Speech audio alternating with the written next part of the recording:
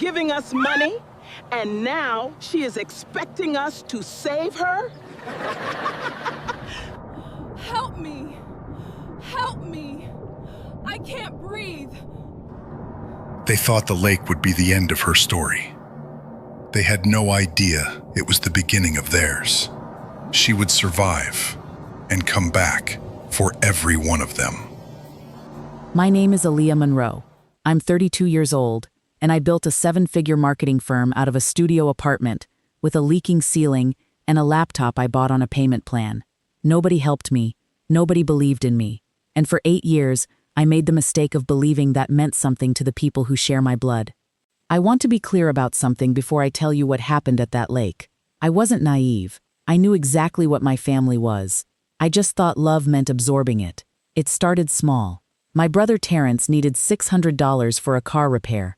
Then it was $2,000 for a business opportunity that turned out to be a pyramid scheme selling protein shakes. My sister Renee needed help with her son's tuition at a private academy she couldn't afford on her own salary, because appearances mattered more to her than honesty.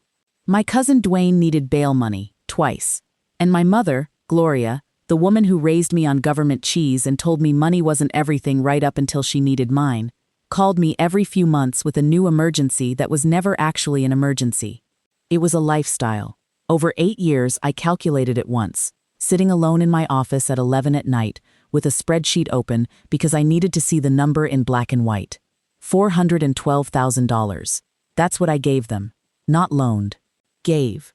Because every time I used the word loan, Gloria would look at me like I'd spit on her. Family doesn't keep receipts, Aaliyah, she'd say. That's an ugly way to think. I used to believe her. I don't anymore. The breaking point came on a Tuesday. I remember it was a Tuesday because I had a board call scheduled for 4 o'clock, and Terrence called me at 3:40, breathless, telling me his house, a house he bought with money he never saved, insured with a policy he let lapse, was 3 days from foreclosure. He needed $18,000 by Friday. I sat in my office chair and looked at the number my accountant had shown me that morning. I was 3 weeks from closing an acquisition that would double my company's capacity. I had earmarked every available dollar for that deal. It was the plan. It was the future. It was mine. I don't have it, Terrence, I said.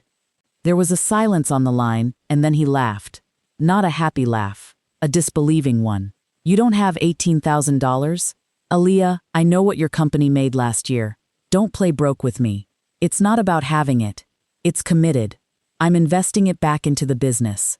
So you'd rather put money into some marketing firm than help your own brother keep a roof over his kids' heads. That was the sentence.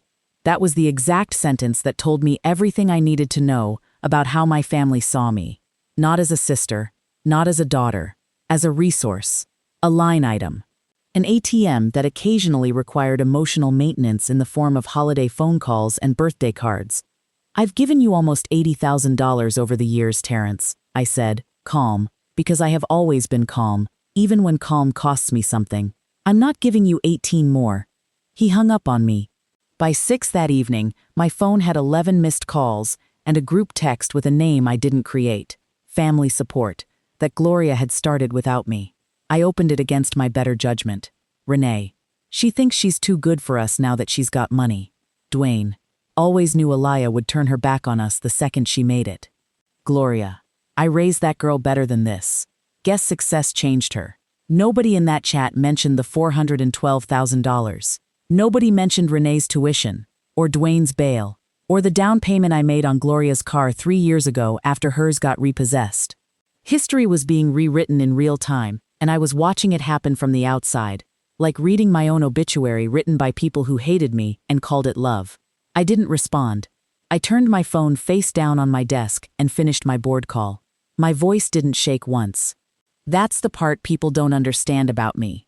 I don't fall apart in the moment. I fall apart later, alone, if I fall apart at all. That night, I didn't cry.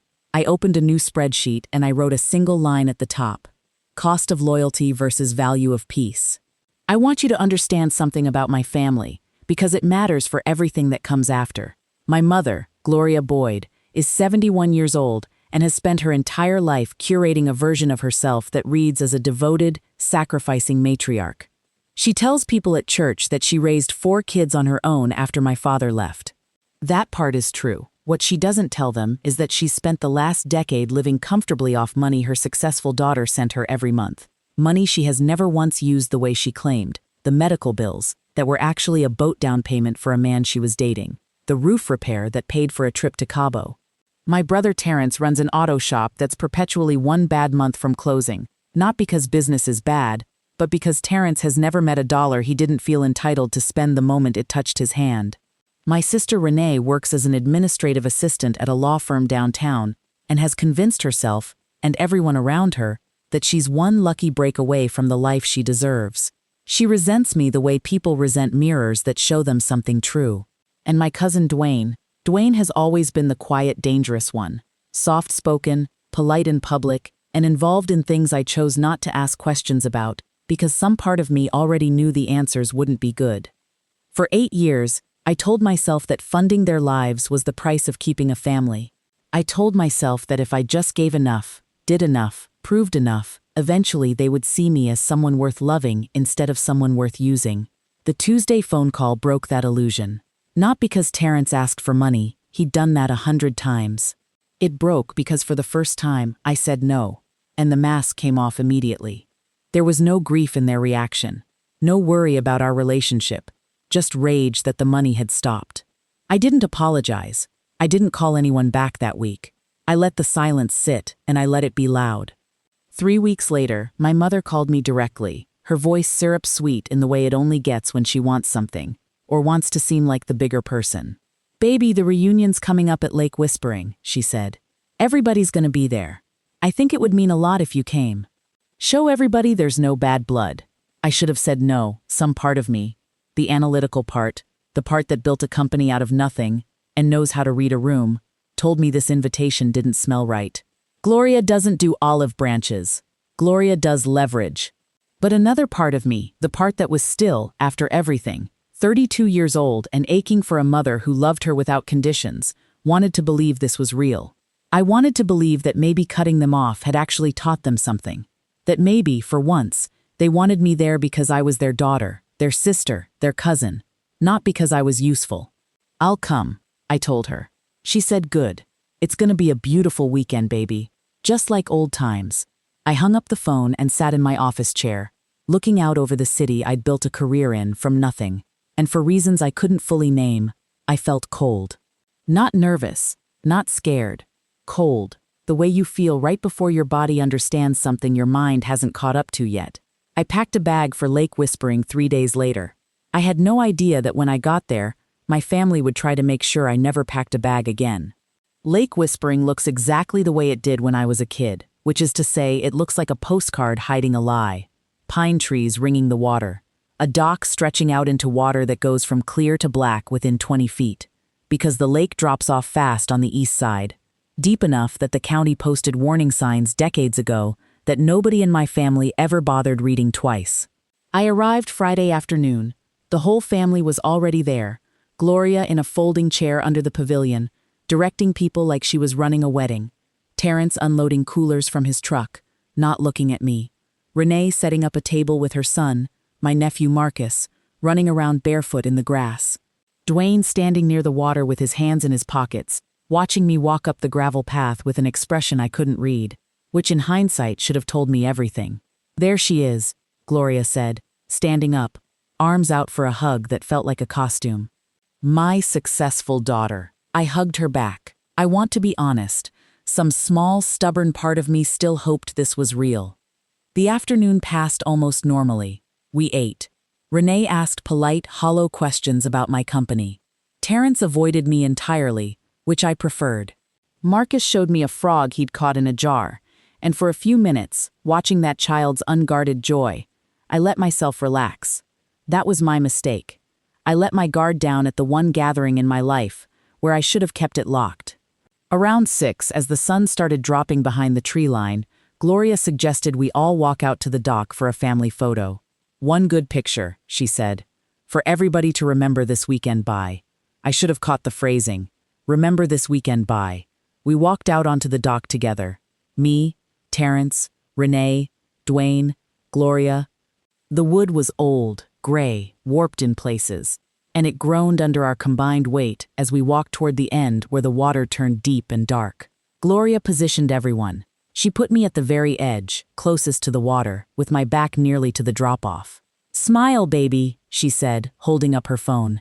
I smiled. I actually smiled, because I still didn't know. I want you to sit with that for a second. I stood at the edge of that dock, smiling for a photograph, while my family arranged themselves around me like they were staging something. Because they were. The push happened fast. 2 hands, hard, square in my back. I didn't even have time to turn my head to see whose hands they were, though I would find out later, in the report, that it was both Terrence and Dwayne, moving together like they'd planned it, like they'd talked about it before I even arrived. I hit the water, and it swallowed the sound out of the world. I have to tell you something about myself that I've never told anyone outside of my immediate family. Something Terrence and Dwayne and Gloria and Renee all knew. Which is exactly why what happened next wasn't an accident, wasn't a prank, wasn't anything but what a jury would later call it. I cannot swim. I never learned. There was a summer when I was 9, at a public pool, when Terrence held my head under the water as a joke and laughed while I choked, and after that I never got back in deep water again. My family knew this. Every single person standing on that dock knew this.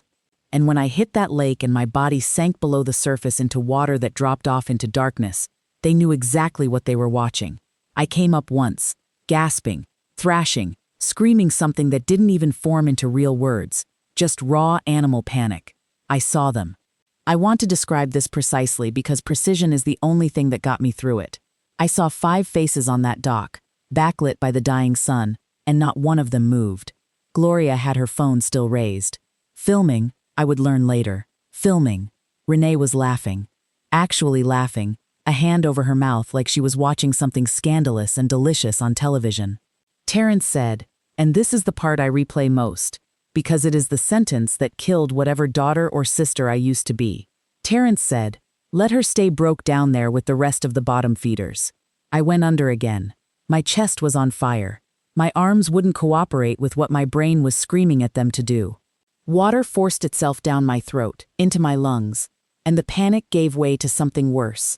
A strange, terrible calm, the kind I understand now is your body starting to shut down.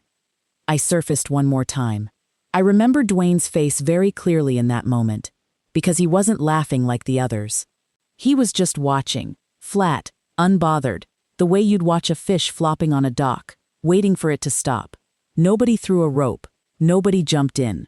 Nobody called for help. My mother, the woman who told me family doesn't keep receipts, stood on that dock and recorded her daughter drowning. I don't remember going under the 3rd time.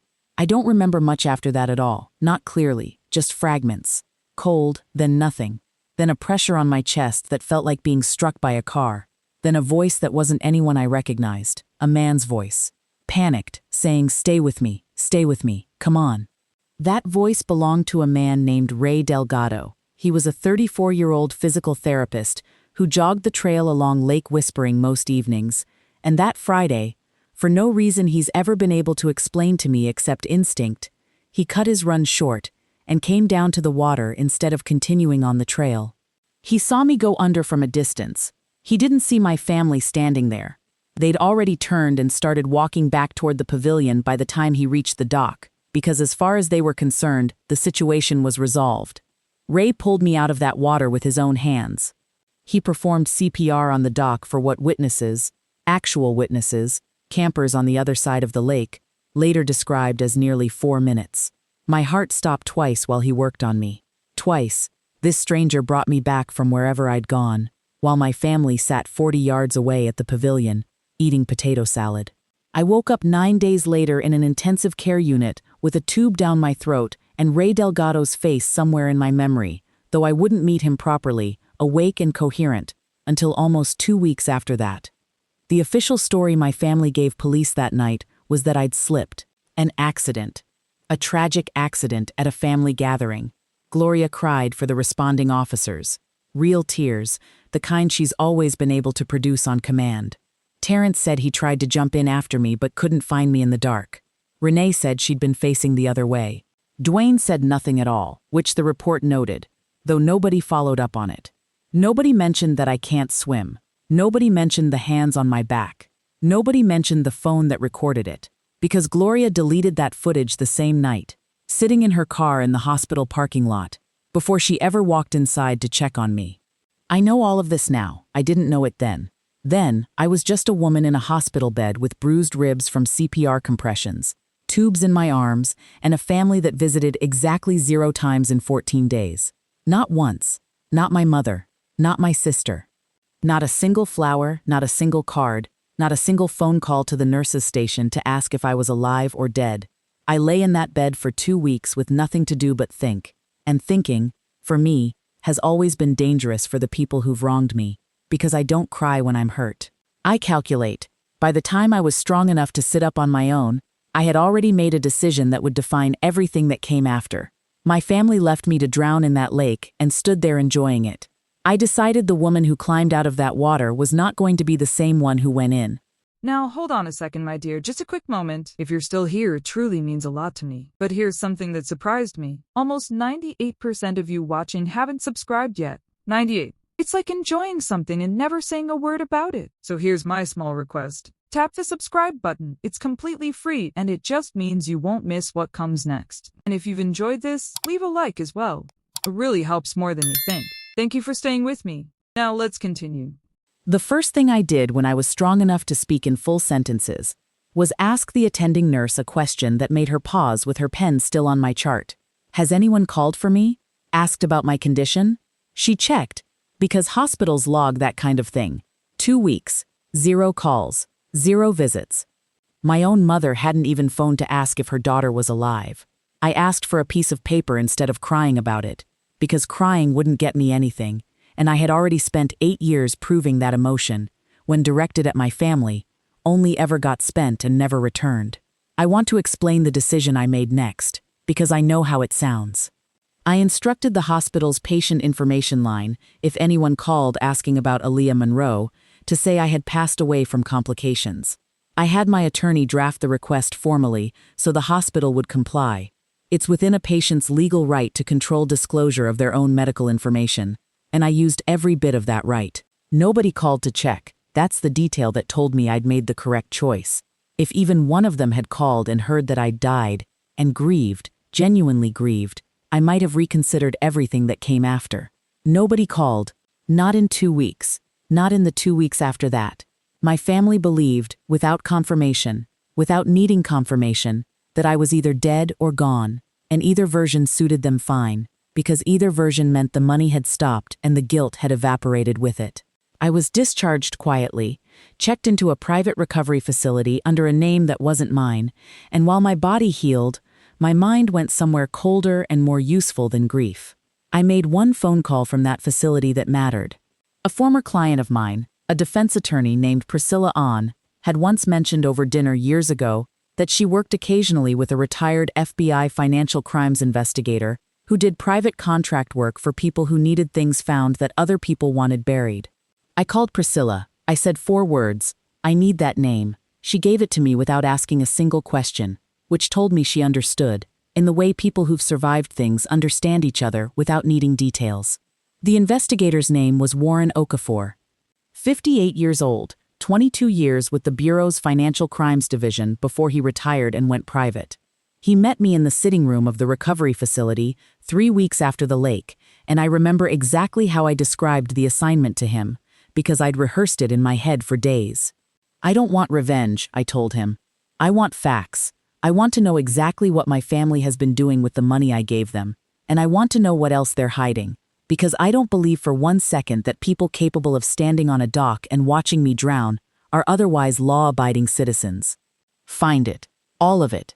Document everything." Warren looked at me for a long moment, the way people do when they're deciding whether to ask about the story behind a request like that. He didn't ask. He just nodded and said, "Give me 6 weeks." It took him 5. The first thing Warren found was Terrence. My brother's auto shop, the one that was always 1 bad month from closing, had been reporting artificially deflated income to the state disability office for 4 years, while Terrence collected monthly disability payments for a back injury that, according to his own Instagram page, hadn't stopped him from coaching his son's flag football league, or going on 2 hunting trips a year.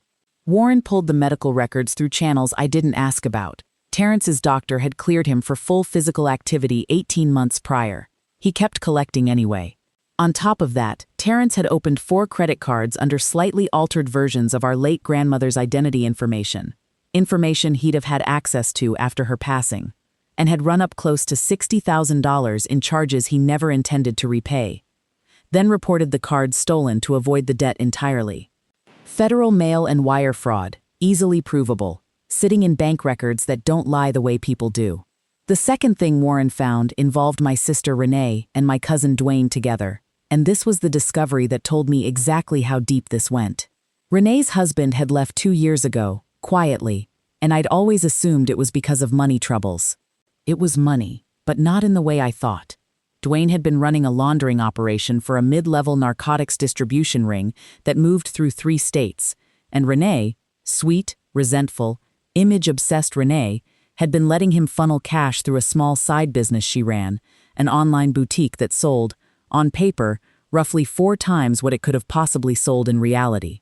Her husband found out. That's why he left. Renee stayed in the operation anyway, because by the time he found out, she was in too deep, and the money had already become the thing propping up her private school lifestyle for my nephew Marcus.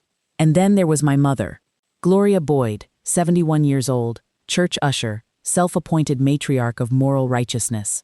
Warren found that she had been hiding assets during a bankruptcy filing 8 years earlier, the exact same year she'd started asking me for help with her mortgage. She'd transferred a small rental property she owned into a cousin's name to shield it from creditors while simultaneously receiving money from me to save her home, money that instead went toward the boat down payment, toward Cabo, toward a man named Reggie who I'd never even been told existed. That was mortgage fraud and bankruptcy fraud, both federal, both well-documented, both sitting in a paper trail Gloria had been too arrogant or too careless to properly cover. Warren laid it all out for me across a conference table at his office, folder by folder, evidence photographed and dated and organized the way only a man who spent 2 decades building federal cases could organize it. "This is enough to end all 4 of their lives as they know it," he said. "You want to know something else? The police report from the lake incident. Your mother's statement says you slipped and fell. Your brother's statement says the same. That's not just a lie to protect themselves from a lawsuit. Depending on what you tell prosecutors about what actually happened on that dock, that's obstruction of justice, filing a false police report in an attempted homicide investigation. That's its own charge, separate from everything else." I sat with that for a long moment. Attempted homicide. Nobody had used those words yet, not officially, not out loud, though I'd known it in my bones since the moment I resurfaced and saw Terrence's face and heard him call me a bottom feeder while I fought for air. "I want it filed," I said. "All of it. Every charge that applies." "That includes your mother," Warren said, watching my face carefully. 71 years old. She could die in prison. I thought about the folding chair under the pavilion. I thought about her phone, raised, recording. I thought about 14 days in a hospital bed and 0 phone calls. She should have thought about that before she filmed me drowning, I said. Warren didn't argue with me. He just started organizing the files into the format federal prosecutors would need. While Warren built the paper case, I built myself back into a weapon. I hired a physical therapist, not Ray, though I did eventually reach out to him privately to thank him. Quietly, in a way that didn't invite publicity, because some debts you repay without an audience. I rebuilt my strength. I ran my company remotely from the recovery facility and then from a new apartment under a different lease name, because I wasn't ready for my family to know I existed yet. I bought new clothes. I want to mention that specifically, not because it matters materially, but because it mattered to me. Every blazer, every tailored piece I purchased in those weeks, I thought of as armor. I wasn't dressing to impress anyone. I was dressing for war. I spent hours with a former prosecutor Priscilla connected me with, walking through exactly how each reveal needed to happen. Not just the legal filing, which would take its own bureaucratic time, but the public unraveling. Because I didn't just want them arrested quietly, I wanted them to lose everything in front of the people whose opinions they'd always cared about more than mine. I wanted Terrence's coworkers to watch it happen. I wanted Renee's private school elite to watch it happen. I wanted my mother to understand, in real time, in front of witnesses, that the daughter she filmed drowning had climbed out of that water and built the exact instrument of their destruction. 2 months after the lake, I was ready. Warren handed me a final folder, thick, complete, cross-referenced with everything federal investigators would need to move immediately once the wheels started turning. "Once you set this in motion," he said, "there's no stopping it. Federal cases don't get quietly dropped because someone changes their mind at Christmas." "Good," I said. "I don't want it stopped." I looked at myself in the mirror of Warren's office bathroom before I left that day. 2 months ago, that woman had been unconscious on a dock with a stranger's hands pressing rhythm into her chest, trying to force her heart back into beating. The woman looking back at me now wasn't broken. She wasn't even angry. Not in the loud, messy way anger usually looks. She was patient. She was precise. She was ready to walk back into her family's lives and take every single thing from them, the same way they'd tried to take her life. I chose Terrence first, because Terrence was the one whose hands I could still feel on my back at night when I closed my eyes. His auto shop sits on the corner of a strip mall about 20 minutes from Gloria's house, the kind of place with a faded sign and 3 bays that are always at least half full. I coordinated everything through Warren and through a federal insurance fraud liaison Warren had worked with for years, a woman named Special Agent Renata Cho, who handled the disability and credit card fraud referral once we presented the documentation. It took surprisingly little convincing once the paper trail was in front of her. Fraud that clean, that documented, practically prosecutes itself. I walked into that auto shop on a Wednesday morning wearing a charcoal blazer tailored the week before, my hair pulled back, sunglasses on until I stepped inside. Terrence was leaning over an open hood, laughing about something with one of his mechanics. He hadn't seen me in over 2 months. As far as he knew, I might have been dead. The hospital had honored my request. Nobody had corrected the silence. He looked up, and I watched every muscle in his face go through something like a system error. Confusion first, then recognition. Then something closer to fear, because on some level, some animal level, he understood before I said a single word that I hadn't come there to reconcile. "Elia?" His voice cracked slightly. You thought I was dead," I said, my voice even, unhurried. "I know." I made sure of it. A few of his coworkers had stopped what they were doing, sensing the temperature of the room shift the way people always sense it, even before they understand why. "Elia, listen. That day at the lake, it wasn't— I'm not here to talk about the lake, Terrence. Not yet." I glanced at my watch, which was less about the time and more about the message, that I was operating on a schedule he wasn't part of anymore. "I'm here because 4 years ago you started collecting disability payments for an injury your own doctor cleared you from 18 months ago. I'm here because you opened 4 credit cards in our dead grandmother's name and ran up $60,000 you never intended to pay back." The color left his face entirely. "How do you— I'm very good at finding things, Terrence. It's why my company is successful. Turns out the same skill set works just as well on people who tried to kill me." The word landed in that shop like a dropped engine block. His coworkers were fully staring now. "I didn't," he started. "Save it for the federal agents," I said. And right on cue, because timing was the entire point. 2 black SUVs pulled into the lot outside. Agent Cho walked in first, badge already out, 2 agents behind her. "Terrence Boyd," she said, "we need you to come with us. You're being placed under arrest for insurance fraud and wire fraud." I watched them cuff him in front of the men he'd bragged to for years about how well he was doing, how his sister was too big for the family now. I didn't gloat. I didn't need to. I just stood there, arms crossed, and let him see my face as they walked him past me. "Elia, please," he said, voice breaking for real this time. "Please, you have to help me. You had 8 years to help yourself be someone worth helping," I said. "You chose the lake instead." I didn't watch the car pull away. I was already walking to my own, because Renee was next, and I had a school pickup line to get to. Marcus's private academy, the Hargrove Preparatory School, held its headmaster's office in a building with more marble than the courthouse I'd eventually testify in. I'd called ahead and requested a meeting under the pretense of discussing a family financial matter regarding tuition.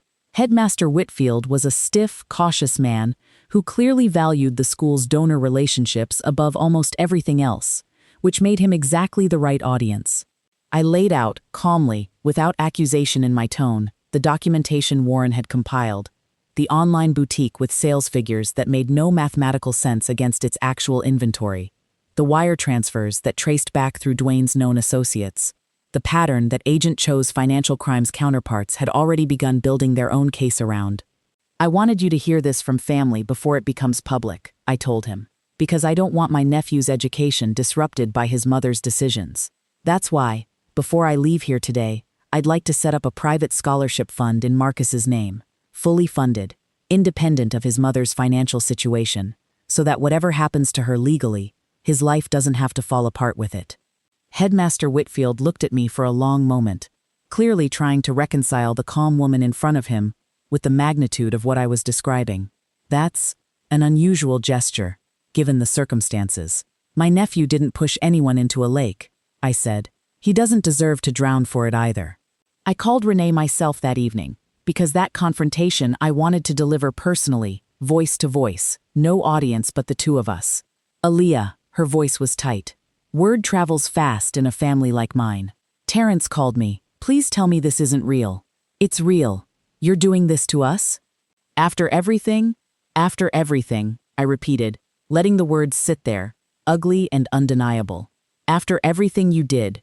You stood on that dock and laughed while I drowned, Renee. You had a hand over your mouth. I remember it very clearly. It's one of the last things I saw before I went under. Silence. I reported the laundering to federal investigators, I continued. Dwayne's operation. Your boutique. All of it. I also set up a scholarship for Marcus so he doesn't lose his education over his mother's choices. That's the only mercy in this conversation. And it's not for you. Aaliyah, please. I have a son. You had a sister, I said. You chose to watch her drown instead. I hung up before she could say anything else. I didn't need to hear it. I already knew every excuse she'd reach for, because I'd heard versions of them for 8 years. Dwayne, I let the federal agents handle without a personal visit. Some conversations aren't worth having. Dwayne had looked at me flat and unbothered while I fought for air, and I decided he didn't get the dignity of hearing his downfall from my mouth. He got arrested 2 days later at a storage unit facility that turned out to be central to the laundering operation. Agents recovering cash, ledgers, and enough physical evidence to make his lawyer's job essentially impossible from day one. My mother, I saved for last, because my mother was the architecture the entire family had been built on. Take her down, and the whole structure collapses with her. I called her on a Thursday evening. She answered on the second ring, and I could hear the television in the background. Some game show, ordinary domestic noise that made what I was about to say feel almost surreal in its contrast. Aliyah? Baby, is that you? You thought I was dead. I know. You didn't call to check, so I assume it didn't trouble you much either way. That's not fair. I was going through so much after what happened at the lake. It was traumatic for all of us. Traumatic for you. My voice didn't rise. It never rises anymore. You filmed it, Mother. You stood there with your phone up while I went under, and then you deleted the footage in the parking lot before you ever walked inside to check if I was alive. The silence on the line was different this time. Not indignant. Caught. I don't know what you think I know everything, Gloria. I used her first name deliberately, and I heard her breath catch at the sound of it, because I'd never once in 32 years called her anything but Mom or Mother. I know about the rental property you hid during your bankruptcy filing. I know about the boat down payment, the trip to Cabo, the man named Reggie you never mentioned. I know you lied to the police and said I slipped, which, given that Terrence and Dwayne pushed me with both hands, makes you complicit in obstructing an attempted murder investigation.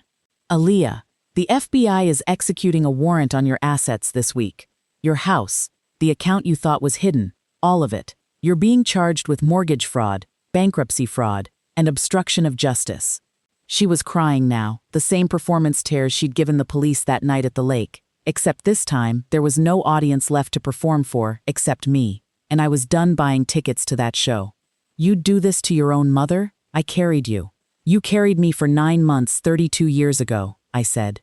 And then you stood on a dock and watched me drown for entertainment. I think we're even. I hung up the phone, set it face down on my kitchen counter, and for the first time since the lake, I let myself breathe all the way out. The dominoes were falling exactly as I'd planned them. There was nothing left now but to watch them land. Within 3 weeks, all 4 of them were formally charged. Terrence faced wire fraud, mail fraud, and disability fraud. Renee and Dwayne were charged together under a broader conspiracy indictment tied to the laundering operation, with Renee's charges including structuring transactions to evade reporting requirements. Gloria faced bankruptcy fraud, mortgage fraud, and obstruction of justice for the false statement she gave police the night of the lake. And then there was the charge that mattered most to me, the one Warren and Agent Cho had been building toward from the very first folder: attempted first-degree murder, filed against both Terrence and Dwayne, with the state's case bolstered by witness statements from campers across the lake who'd seen enough of that dock to corroborate what I'd told investigators. My mother and Renee were named as accessories, charged with depraved indifference for standing by and failing to render aid, filming instead of helping, a charge that exists precisely for people like them. I want to talk about the plea deals, because this is the part where people expect me to have softened. I didn't.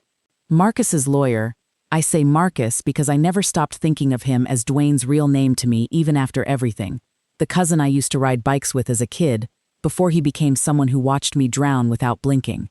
His lawyer called Warren's office 3 separate times, trying to negotiate a reduced charge in exchange for cooperation against Terrence, painting Dwayne as a follower rather than an instigator. Warren relayed the offer to me almost apologetically, like he expected me to consider it out of some residual family loyalty. He wants a deal, Warren said. Attempted murder becomes reckless endangerment, maybe 18 months instead of a decade, in exchange for full cooperation. No. Aaliyah, I want to be clear about what I'm relaying here, not what I'm recommending.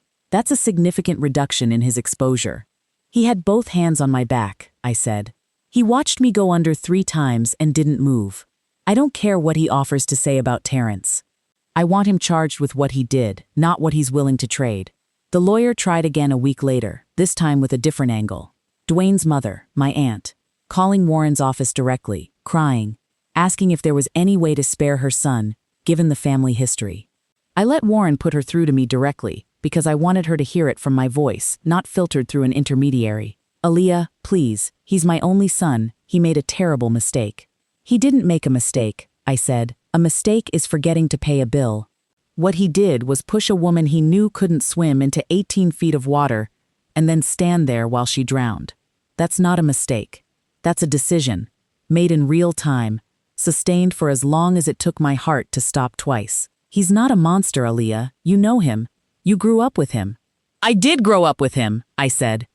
Which is exactly why I know this wasn't out of character. It was just the first time I was inconvenient enough to see it. I hung up. I didn't feel good about it, exactly. I want to be honest about that, because I think people watching this expect me to feel triumphant in every single moment, and that's not quite accurate. What I felt was resolve. A kind of grim, steady certainty that softness, in this specific situation, with these specific people, would only ever be repaid the way it always had been, with more of my blood spilled for their convenience.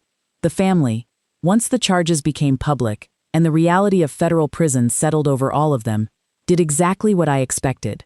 They turned on each other with a speed that would have been almost impressive if it weren't so predictable. Terrence's attorney tried to shift blame onto Dwayne, arguing his client had been pressured and influenced into the physical act by his cousin's established criminal history. Dwayne's attorney countered that Terrence had been the one to suggest positioning me at the edge of the dock in the first place, planning it before the reunion even started, which came out during discovery in a text exchange between the two of them dated 4 days before the reunion. A text that read, in Terrence's own words, "She thinks money makes her better than us. Let's see how she likes swimming in it." That text became one of the most important pieces of evidence in the entire case. It proved premeditation. It turned a chaotic, emotional dock confrontation into something calculated, something planned days in advance, which meant the attempted murder charge wasn't just viable, it was airtight. Renee, facing the weight of her own charges and desperate to protect what remained of her relationship with her son, tried to distance herself from Dwayne's laundering operation entirely, claiming she'd been unaware of the true nature of the transactions running through her boutique. The financial records didn't support that claim. Neither did a voicemail Dwayne had left her, recovered during the investigation, where he explicitly walked her through how to structure the deposits to avoid triggering federal reporting thresholds. Ignorance, it turned out, was not a defense that survived contact with actual evidence. And my mother, who had spent 71 years perfecting the art of being believed, discovered in a federal courtroom that her performance no longer worked on anyone. Her attorney attempted to argue diminished culpability due to age and the emotional chaos of the moment at the lake. The prosecution simply played the video. I hadn't known, until the trial, that Gloria's phone had been recovered from a forensic backup despite her deleting the footage in the parking lot. Digital deletion, it turns out, is rarely as final as people believe. The video was 11 seconds long.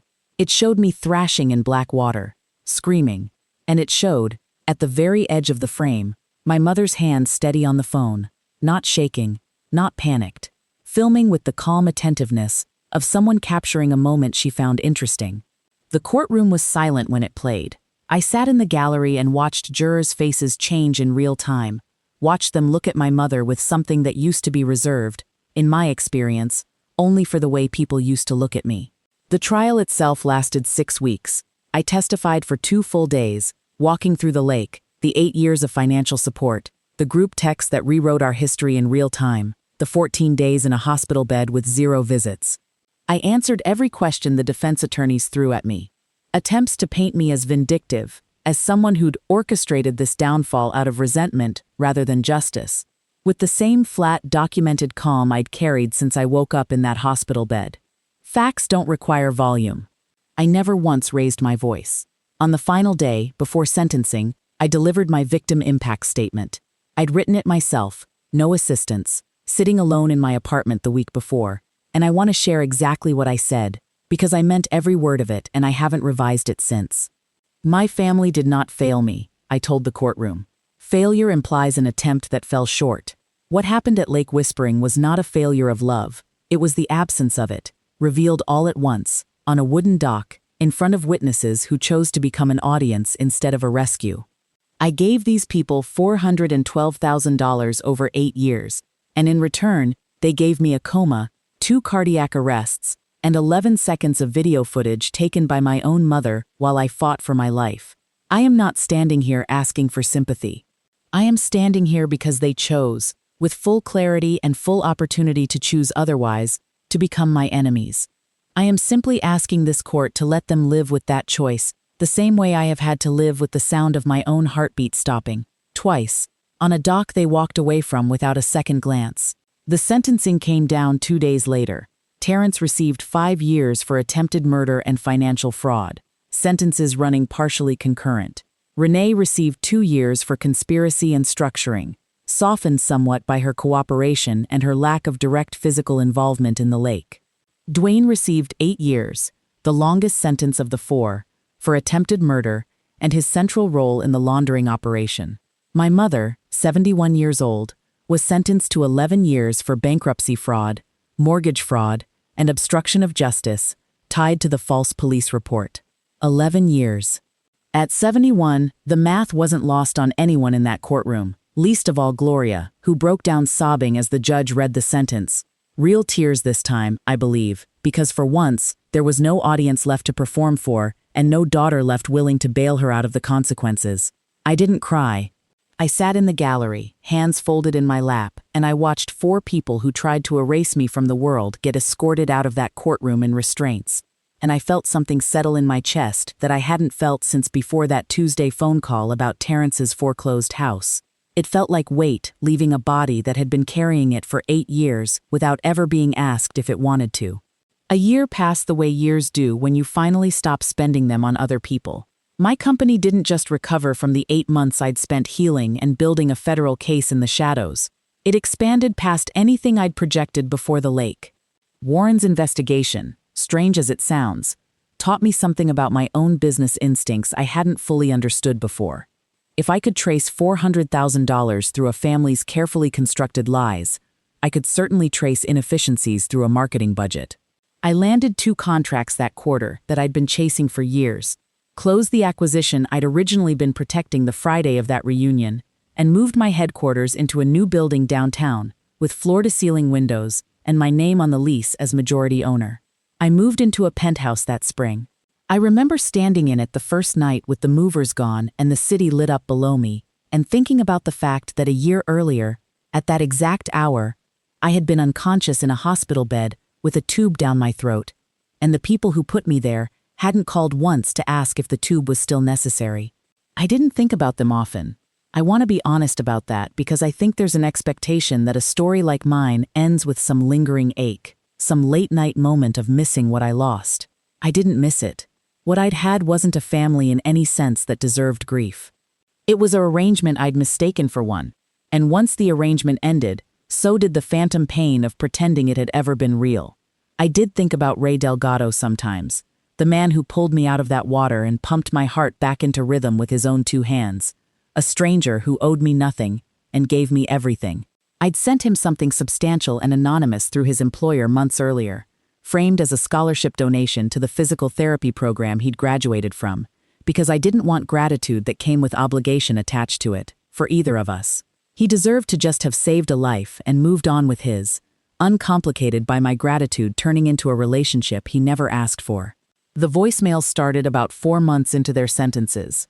Terrence first, then Dwayne, then eventually even Gloria, calling from whatever monitored line federal facilities provide, each message landing in an inbox I checked exactly once a week, out of a discipline I'd built specifically for this purpose.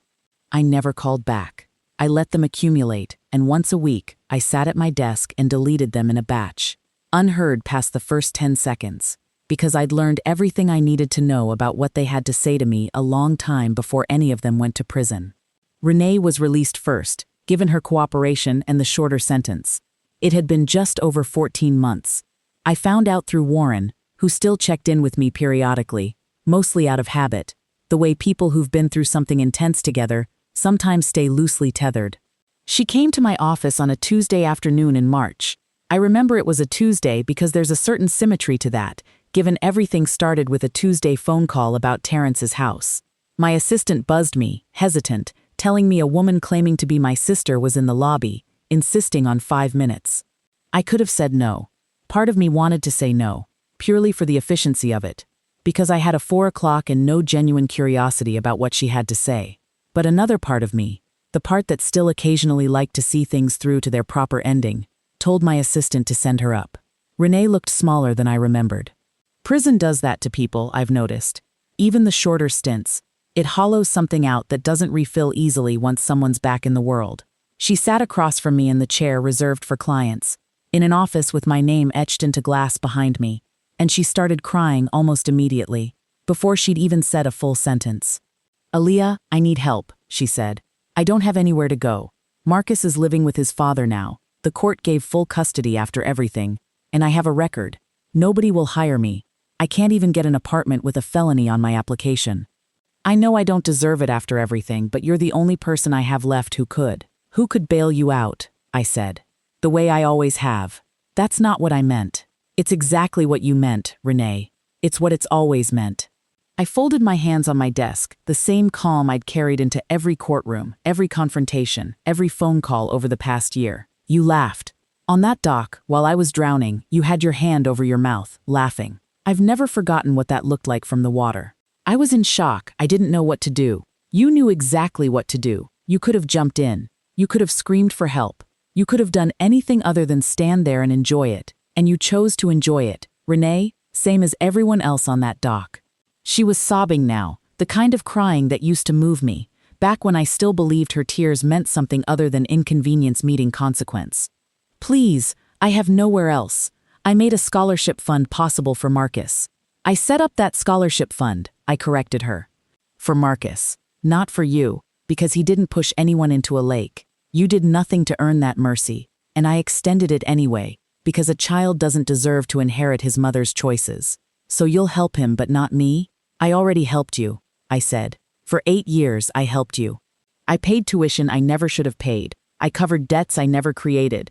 And the one time I said no, you stood on a dock and watched me almost die for it. I am not doing that again. Not for you, not for Terrence, not for Dwayne, and not for our mother. She's an old woman, Aaliyah. She's going to die in that prison."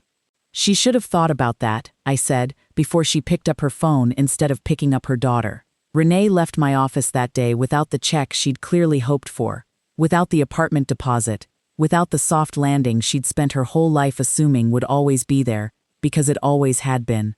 I watched her walk out through the glass doors, and I didn't feel cruelty in that moment. I felt something closer to relief, the specific relief of a debt finally, completely, permanently closed. That evening, I sat at my desk in the penthouse with the city spread out below me, exactly the way I had a year earlier on the night I first decided the woman who climbed out of that lake wasn't going to be the same one who'd gone in. My phone buzzed. Voicemail.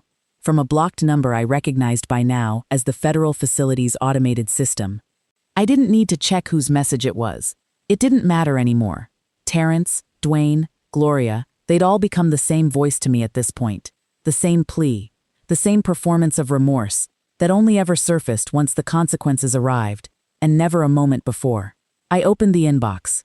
6 new messages since the previous week. I didn't play a single one. I selected all, and deleted them, the way I did every week now. A small ritual that had become less about anger and more about peace. A boundary I got to draw cleanly, every single time, with nobody standing behind me to push me past it. I set the phone down on the counter and looked out at the city I'd built a life in from nothing. Twice now, once before the lake and once again after it. I thought about the water, briefly, the way I sometimes still did, not with fear anymore, just with a kind of clinical distance, the way you might remember an old address you no longer live at.